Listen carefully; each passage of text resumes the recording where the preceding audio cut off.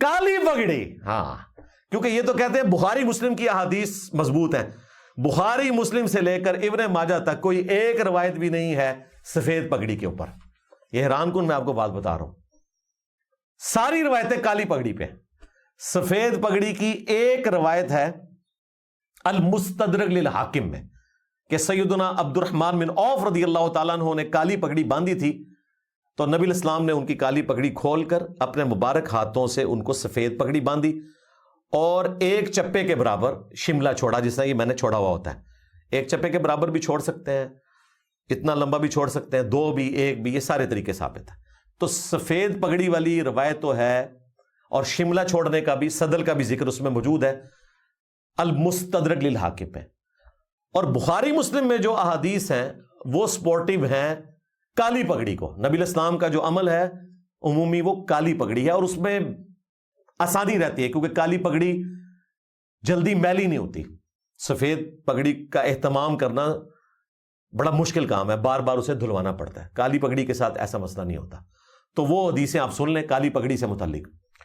صحیح مسلم میں حدیث ہے, ایک صحابی کہتے ہیں رضی اللہ تعالیٰ عنہ کہ وہ منظر آج بھی میری آنکھوں کے سامنے ہے, گویا کہ میں رسول اللہ کو ممبر پر دیکھ رہا ہوں صلی اللہ علیہ وآلہ وسلم, اور آپ علیہ السلام نے کالی پگڑی اپنے سر پہ باندھی ہوئی ہے اور اس کے دو شملے چھوڑے میں اپنے دونوں کندھوں کے درمیان. یعنی نبی الاسلام کو ممبر پہ کالی پگڑی کے ساتھ صحابی نے دیکھا, اور وہ کہتے ہیں آج بھی وہ منظر میری آنکھوں کے سامنے ہے, گویا کہ میں وہ منظر دیکھ رہا ہوں. اسی طریقے سے صحیح مسلم میں حدیث موجود ہے, اور بخاری میں بھی اس کا کچھ حصہ آیا کہ نبی الاسلام جب فتح مکہ کے موقع پر مکہ شریف میں داخل ہوئے تو آپ علیہ السلام نے احرام نہیں پہنا ہوا تھا, اور آپ کے سر پہ کالی پگڑی تھی. بخاری کے الفاظ ہیں کہ آپ نے لوہے کا خود پہنا ہوا تھا, اور مسلم کے الفاظ ہیں کہ کالی پگڑی تھی. عین ممکن ہے کہ آپ نے خود اتار کے بعد میں پگڑی پہن لی ہو, لیکن امام بخاری نے اس سے ایک رزلٹ نکالا اور انہوں نے چیپٹر کی ہیڈنگ بنائی کہ اگر آپ کی عمرے کی نیت نہیں ہے تو آپ بغیر احرام کے بھی مکے میں داخل ہو سکتے ہیں. حنفیوں نے جو یہ جعلی مسئلہ نکالا ہوا ہے, آج تک لوگوں کو مصیبت میں ڈالا ہوا ہے. ہماری اکیڈمی میں سوال آتے رہتے ہیں کہ جی ہم نے مکہ شریف جانا ہے, لیکن حنفی کہتے ہیں کہ جی جو بھی مکہ جائے گا اس پہ عمرہ واجب ہو جائے گا. جو عمل خود ہی نفلی ہے وہ واجب کیسے ہو سکتا ہے؟ عمرہ کرنا فرض تو نہیں ہے نا, حج فرض ہے.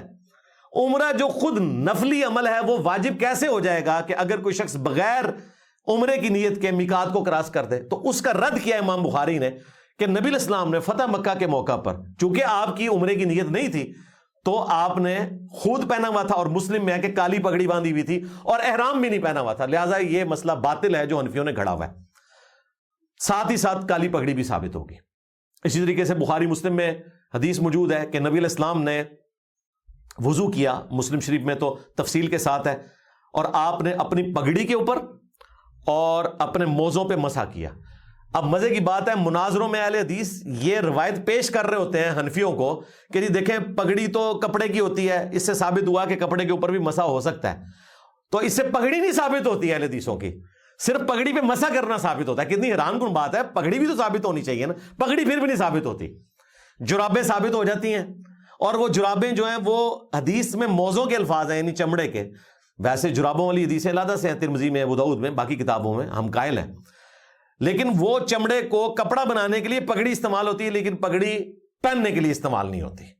تو یہ مردہ سنت ہے, حضرت معاذ اللہ اس کو زندہ کریں, اور یہ مردہ آپ کی وجہ سے ہوئی ہے, یہ آپ اس کے قاتل ہیں. الحمدللہ ہم نے آ کے سنت کو زندہ کیا ہے, اور اس سے بھی پہلے میں کریڈٹ دیتا ہوں اپنے باپا جانی چمی ان کے لیے, مولانا الیاس قادری حافظہ اللہ تعالی من الجنت والناس.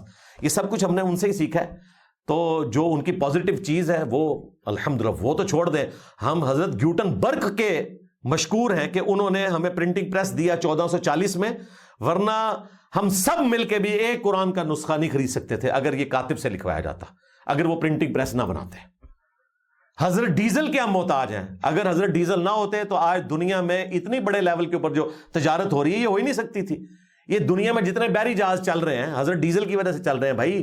سٹیم انجن کی تو ایفیشنسی مشکل سے 8-9% ہوتی ہے, حضرت ڈیزل کا کمال ہے کہ انہوں نے 30% سے بڑھ کے ایفیشنسی اپنی زندگی لگائی حضرت ڈیزل کے اوپر، کبھی آپ ڈاکومنٹری دیکھیں کتنی ان کی خدمات ہیں، تو ہم سارے بزرگوں کی خدمات کے قائل ہیں۔ تو یہ میں نے ضمناً ذکر کر دیا کہ کالی پگڑی یہ مردہ سنت، اور اس میں کالا رنگ، ہاں یہ اصل میں مردہ ہے جو آپ نے کیا ہے، یہ کہہ کہ یہ کالا رنگ جو ہے جہنمیوں کا ہے، اور آپ کو بالکل حیا نہیں آئی کہ غلاف کعبہ کالا ہے اور آپ نے اس کو جہنمیوں کا لباس بتایا۔ صحیح مسلم میں حدیث ہے، نبی علیہ السلام کی وفات کے بعد اسما بنت ابی بکر جو سیدہ عائشہ کی بڑی بہن تھی، حضرت ابو بکر کی بیٹی، انہوں نے ایک کسروانی طیالسی کالا جبہ نکالا، یعنی پرشین امپائر کا جبہ، پرشین امپائر کا وہ جبہ کالے رنگ کا ہوتا تھا، جس طرح ہماری سندھی اجرک ریڈ ہوتی ہے، اس کے ساتھ کالا رنگ مینشن کرنا ضروری نہیں ہے، اور کہا کہ نبی علیہ السلام اس کو پہنتے تھے اور ہم اس کا دھون مریضوں کو شفا کے لیے دیتے ہیں۔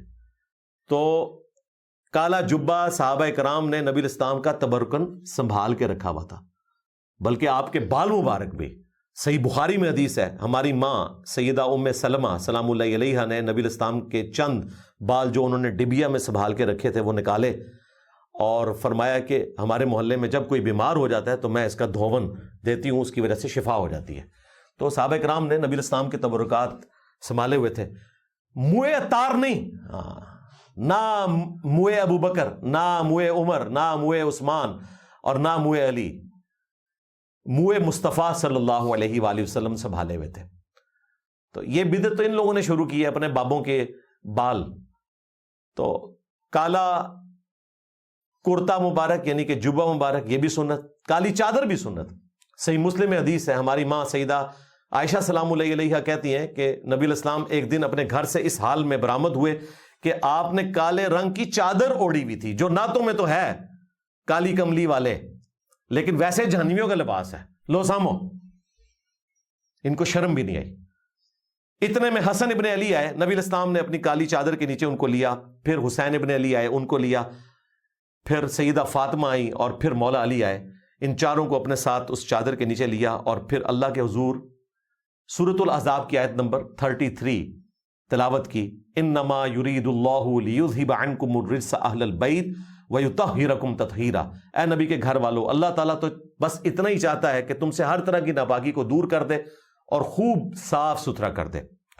اما عائشہ کے لیے اس حوالے سے تو ایک امبیرسمنٹ تھی کہ وہ اس چادر کے نیچے نہیں تھیں، لیکن انہوں نے حدیث بیان کرنے میں کوئی کنجوسی نہیں کی، اہل البیت کا مرتبہ بیان کیا۔ حالانکہ اماں خود بھی اہل البیت ہیں، اس میں کوئی شک نہیں ہے، لیکن وہ خاص اہل البیت جو بنو ہاشم سے ہیں، ان کی فضیلت ہماری ماں بیان کر رہی ہیں الحمدللہ۔ اگر وہ یہ بیان نہ کرتی تو ان پہ کوئی روک نہیں تھی، تو اس سے یہ ثابت ہوا کہ وہ اہل البیت کے مرتبے کو سمجھتی تھی الحمدللہ۔ اس سے کالی چادر ثابت ہوگی۔ میں نے آپ کو کالی پگڑی بھی بتا دی، کالا کرتا یعنی جبہ بھی بتا دیا، کالی چادر بھی بتا دی۔